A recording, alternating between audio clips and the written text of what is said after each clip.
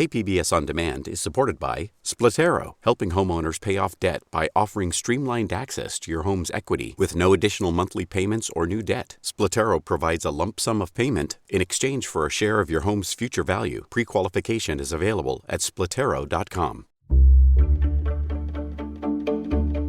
Good morning. I'm Annika Colbert. It's Thursday, September 16th.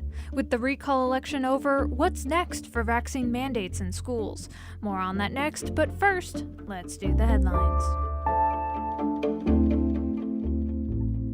California Secretary of State Shirley Weber says the recall election will have cost taxpayers more than $300 million, the vast majority of those costs borne by the counties.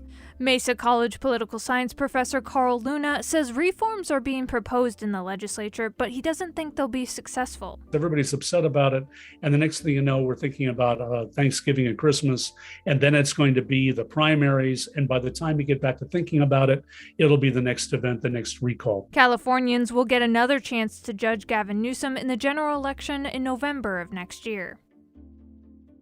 2 more U.S. citizens are on their way home, having escaped Afghanistan with the help of the office of Congressman Darrell Issa. His office reported that a couple in their 80s have officially left Kabul. Issa's office has helped rescue 33 members of his district from Afghanistan since the Taliban overran the Afghan National Army and retook control of the country this summer.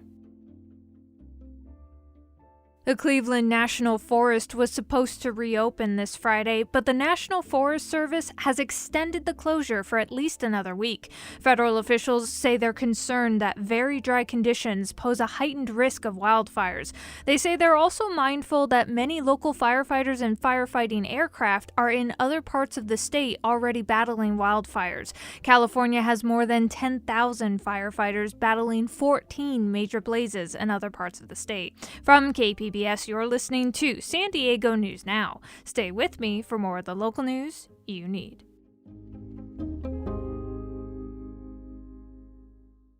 KPBS On Demand is supported by UC San Diego's Art Power, presenting cellist Joshua Roman, performing from his album Immunity, alongside music by J.S. Bach and more. Sunday, June 22nd at UC San Diego's Epstein Family Amphitheater. Reserve your tickets at artpower.ucsd.edu.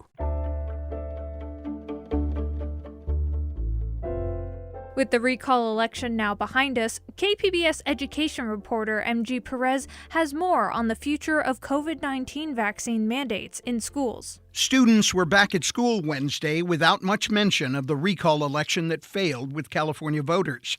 Parents were talking about it. They are also wondering whether San Diego Unified School District officials will move ahead with the mandate for vaccinations. Robert Anguiano has a granddaughter in 5th grade, and he supports vaccinations for all students who qualify. That way all the children will be vaccinated, they're going to be taken care of, they're going to be more healthier. We're not going to be worried as grandparents or parents that they're going to be going to the hospital or they're going to be getting sick or anything. A new vaccination mandate is expected to be discussed at the next school board meeting, September 28th. And that was KPBS education reporter MG Perez.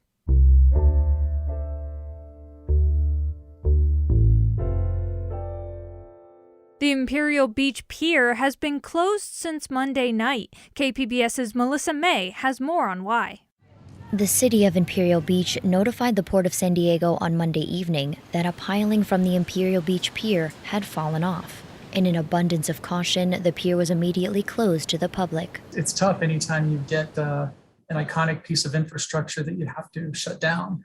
But we're always going to side on the side of caution.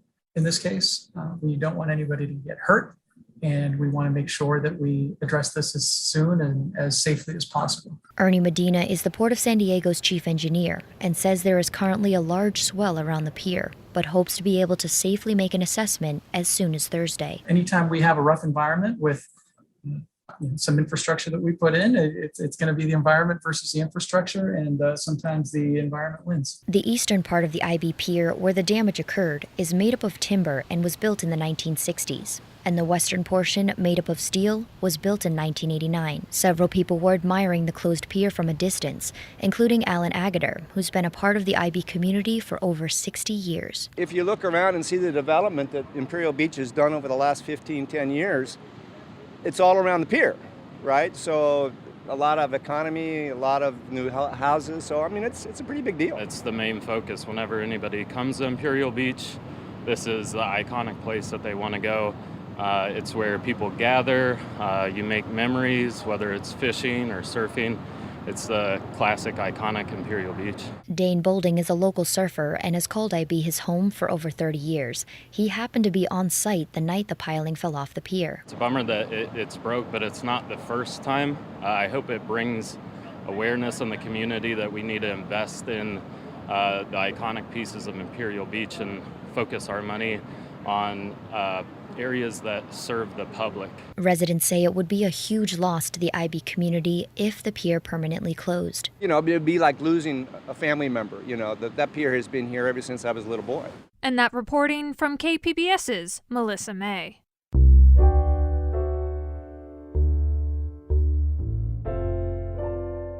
Governor Gavin Newsom celebrated his victory in the recall election on Tuesday night by telling voters that they didn't just say no to the recall. We said yes to science. We said yes to vaccines. We said yes to ending this pandemic.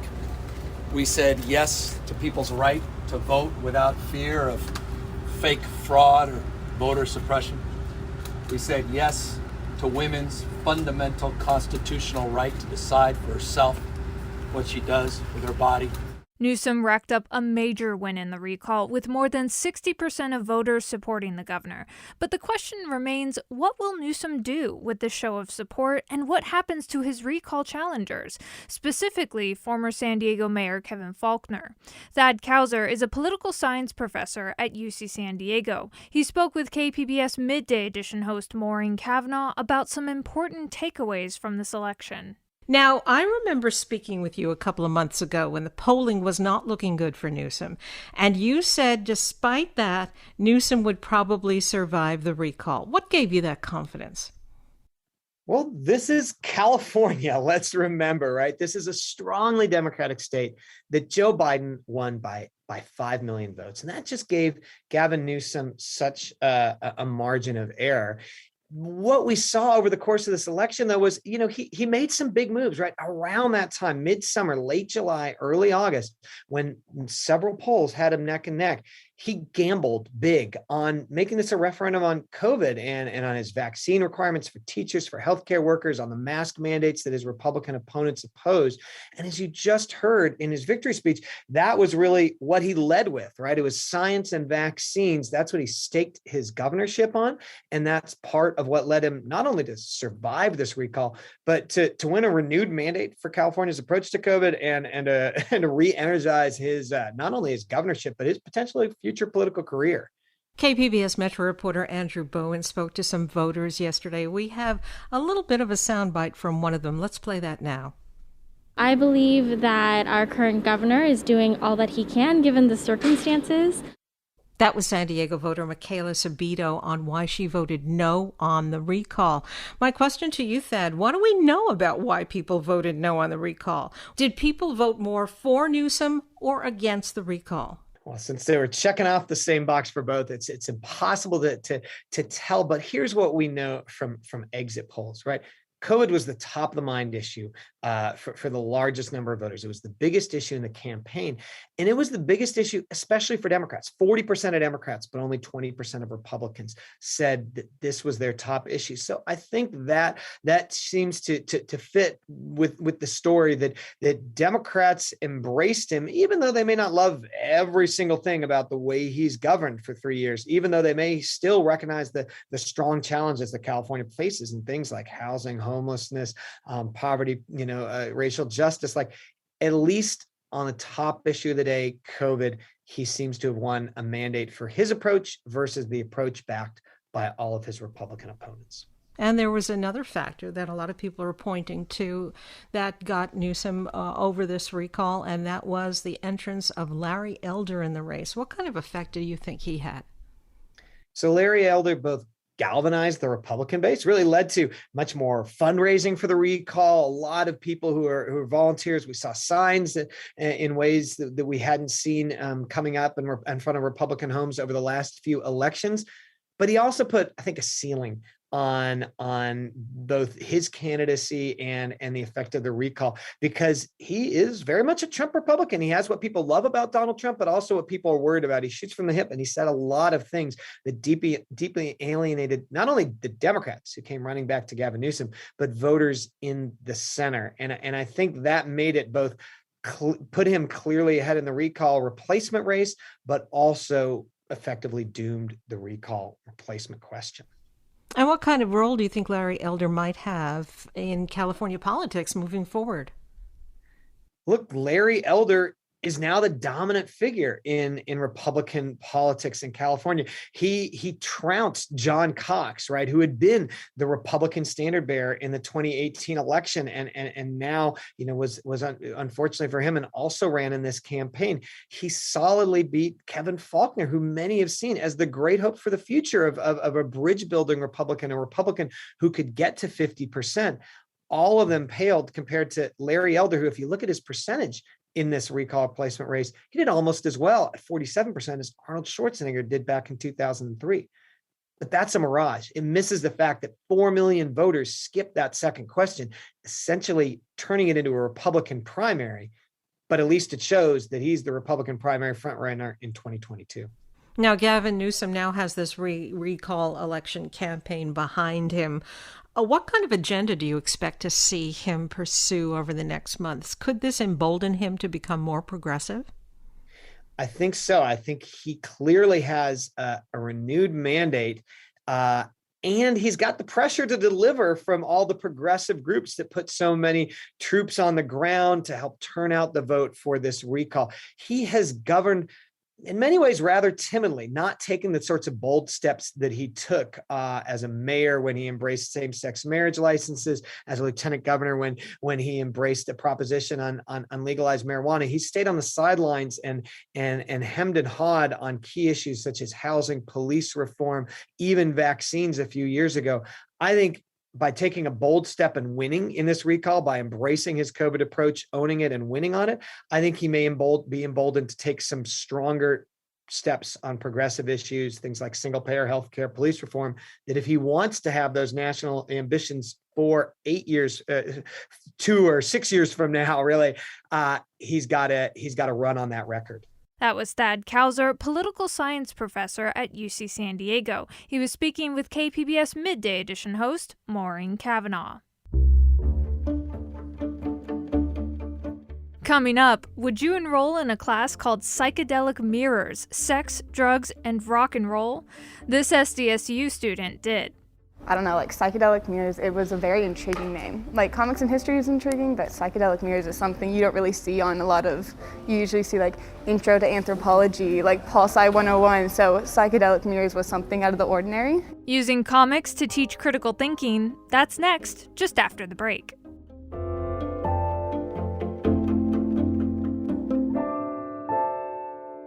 KPBS On Demand is supported by Splatero, helping homeowners pay for home improvements by offering streamlined access to your home's equity with no additional monthly payments or new debt. Splatero provides a lump sum payment in exchange for a share of your home's future value. Pre-qualification available at splatero.com.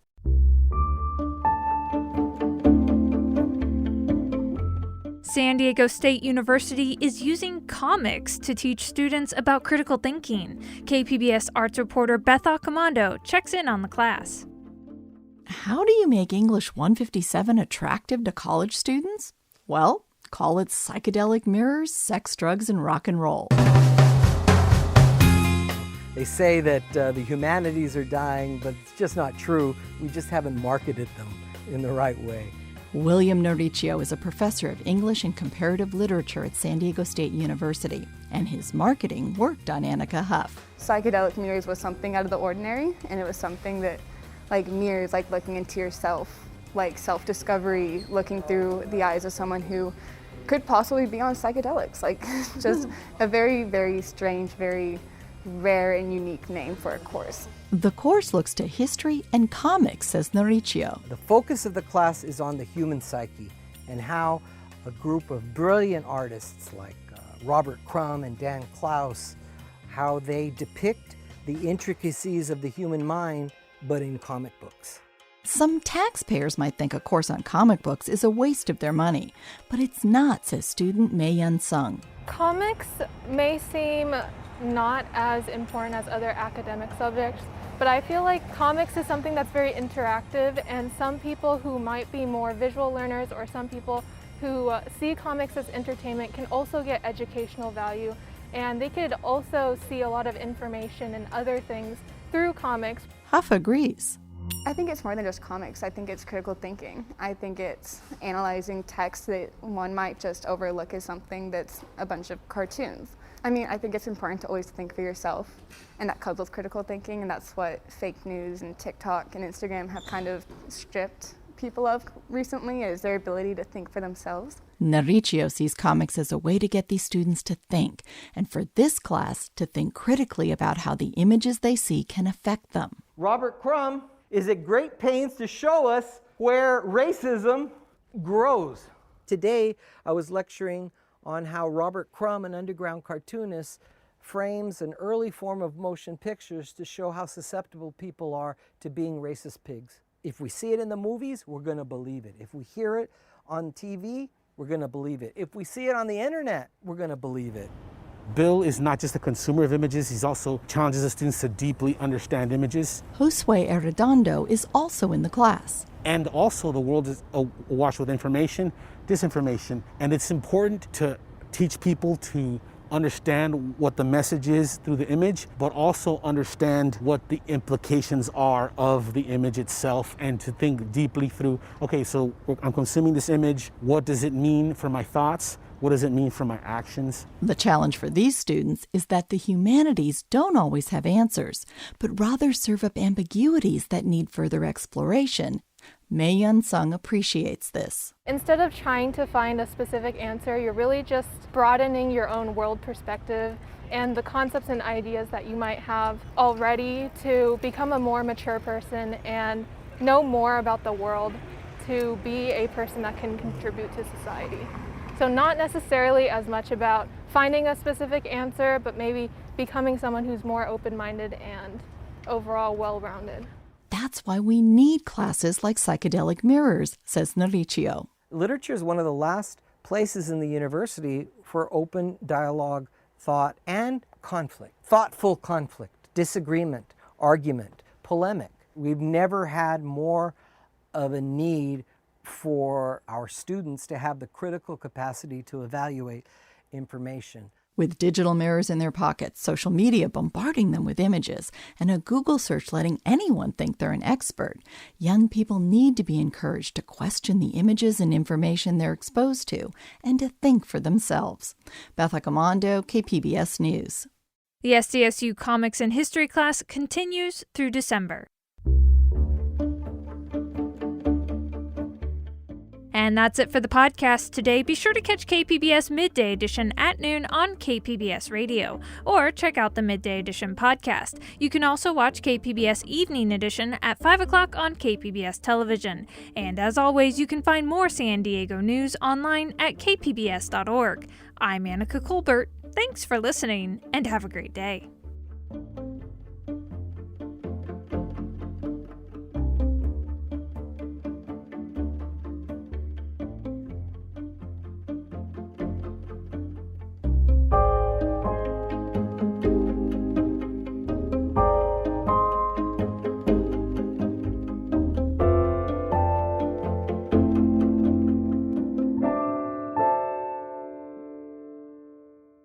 KPBS On Demand is supported by UC San Diego's Art Power, presenting cellist Joshua Roman, performing from his album Immunity, alongside music by J.S. Bach and more, Sunday, June 22nd at UC San Diego's Epstein Family Amphitheater. Reserve your tickets at artpower.ucsd.edu.